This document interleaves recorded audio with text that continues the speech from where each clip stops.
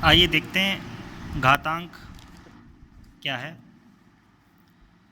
घातांक संख्याओं के बड़े और छोटे रूपों को संक्षिप्त रूप में लिखने की विधि को घातांक या अंग्रेजी में बोलते हैं एक्सपोनेंट कहते हैं।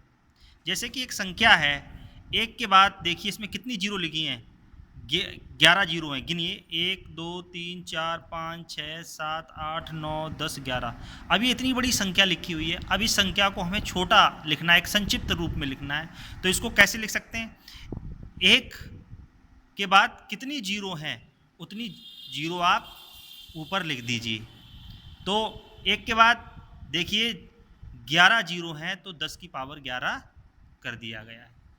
ठीक है, इसी प्रकार से देखिए ये 2 की गुणा कितनी बार हो रही है? 1 2 3 4 5 बार हो रही है। तो इसको हमें संक्षिप्त रूप में लिखना है। इसको हम छोटे रूप में लिखेंगे तो कैसे लिखेंगे?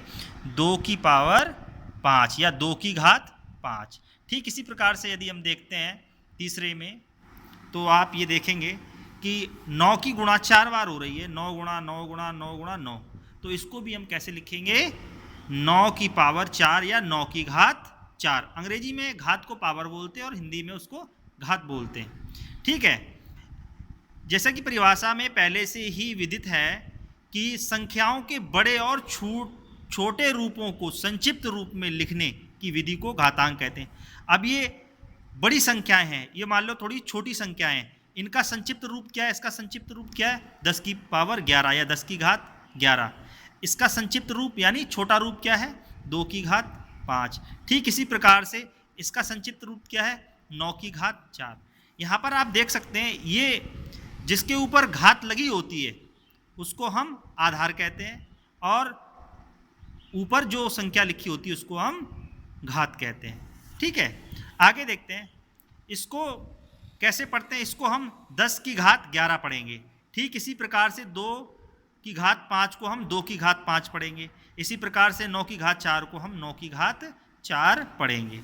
याद रखें, यदि किसी आधार की घात सम संख्या है तब उसका मान सदैव धनात्मक रहता है। जैसे मानिए यहाँ पर 5 की घात -5 की घात 2 है, तो 2 एक सम संख्या है। इसलिए क्या है, हमने जब -5 यानी ऋण के 5 की 2 बार गुणा की तो 2 बार गुणा करने पर कितना आया? 5 पंचे 25। अब इसके आगे आप देखेंगे कि इसमें ऋण का चिन्ह नहीं आया, क्योंकि ऋण का चिन्ह इसलिए नहीं आया क्योंकि इसके ऊपर सम संख्या लिखी हुई थी। यदि किसी आधार के ऊपर सम संख्या लिखी हो तो जो उसका मान होता है हमेशा धनात्मक रहता है। ठीक इसी प्रकार यदि हम देखते हैं, इसको अगर आगे पढ़ते हैं, यहाँ घात 2 एक सम संख्या है इसलिए इसका मान 25 धनात्मक है। यहाँ पर ऋण नहीं आया है, जैसे यहाँ पे ऋण आए हुए हैं, ऋण के 5 में गुणा ऋण के 5। ठीक है, तो 5 पंचे 25 आ गया, लेकिन ऋण का चिन्ह नहीं लगाया, ये ऋण की संख्या नहीं आई क्योंकि इसके ऊपर जो संख्या थी वो सम की संख्या है। आगे चलते हैं। ठीक इसी प्रकार आगे देखते हैं, यदि किसी आधार की घात विषम संख्या है तब उसका मान हमेशा ऋणात्मक होगा। जैसे यहाँ पर आधार की घात एक विषम संख्या, 3 विषम संख्या होता है, ये 2 से भाग नहीं जानती। मैंने आपको पहले ही बताया था सम संख्या और विषम संख्या में क्या अंतर होता है।